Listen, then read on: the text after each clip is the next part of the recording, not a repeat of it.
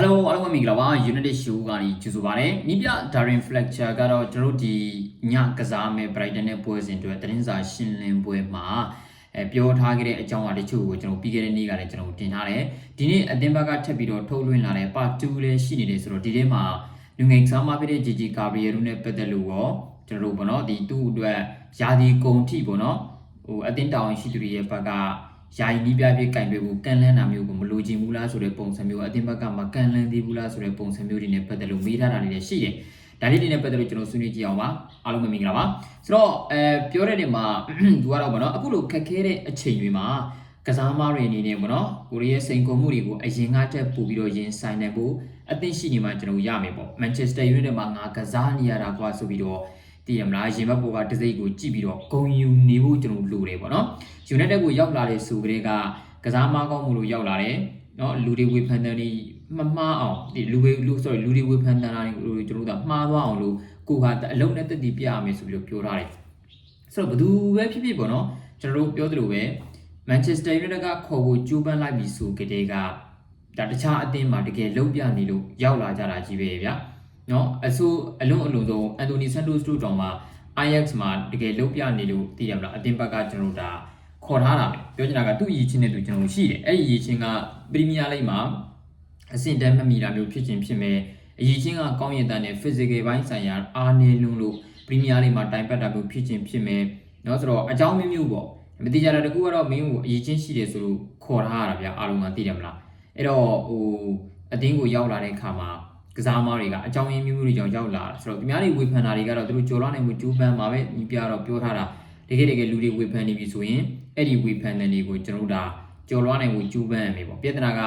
လက်ရှိကျွန်တော်တို့ကဒါ social media ခေတ်ဖြစ်နေတယ်ပေါ့နော်ဘာမဆိုဝေဖန်ခံမဲ့နေတိုင်းမျိုးကောင်းရင်တော့မှစိုးတာလေးတွေရွေးပြီးတော့ဝေဖန်ခံမဲ့အခြေအနေမျိုးဆိုတော့ကစားမတွေကဝေဖန်တာတွေကိုသိပြီးတော့အာယုံနဲ့ထည့်လို့ကျွန်တော်မရဘူးတခြားကြောင့်ကျွန်တော်ပြောတာမဟုတ်ဘူးနော်ဒီဝေဖန်တာတွေကဗျသူတို့မပြောနဲ့အခုလက်ရှိချိန်ဒီခရစ္စတီယာနိုရိုနယ်ဒိုလိုကစားမတွေလီယိုနယ်မက်ဆီတို့လိုကစားမတွေတည်တယ်မလားအခြားကောင်းပါတယ်ဆိုတဲ့ကစားမတွေတောင်ဝေဖန်ခံနေရတ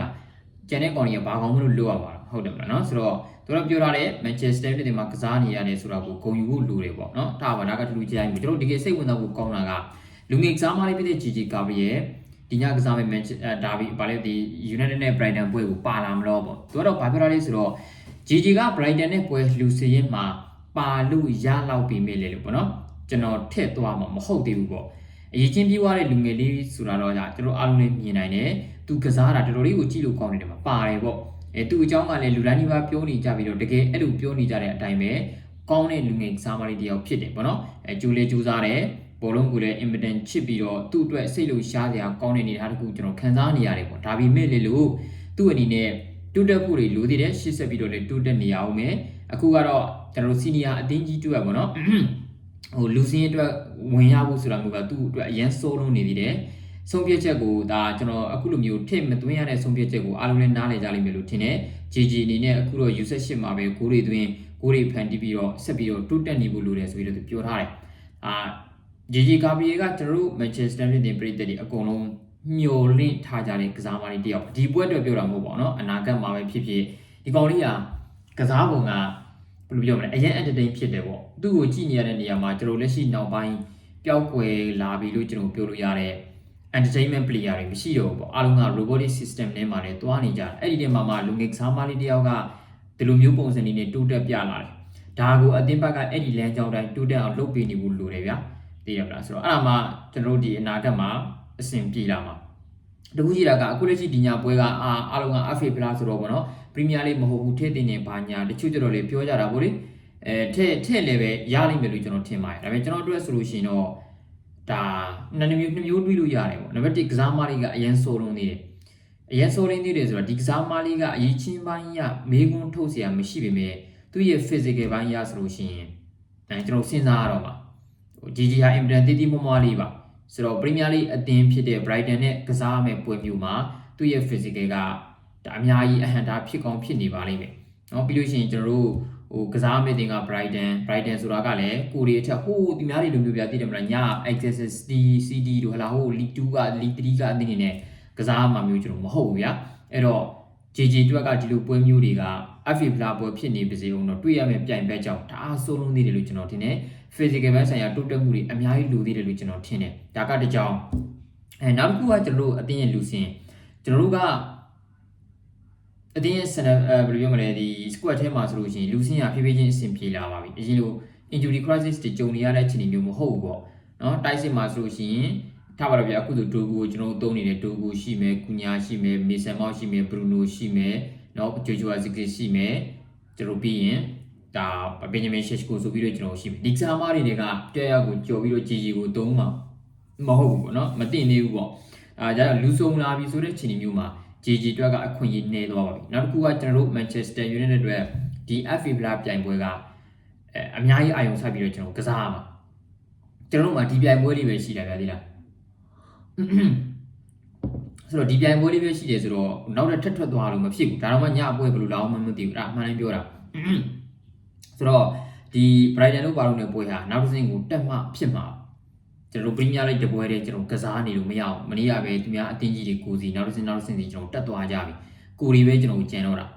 အဲ့ဒါကြောင့်မတော့ကိုရီအနေနဲ့ဒီပွဲမှာနောက်တစ်စင်းတက်ဖို့ senior တွေအကုန်လုံးနဲ့ကျွန်တော်ကြိုးပမ်းမဲ့အခြေအနေမျိုးမှာ GG တို့ဘာလို့ကို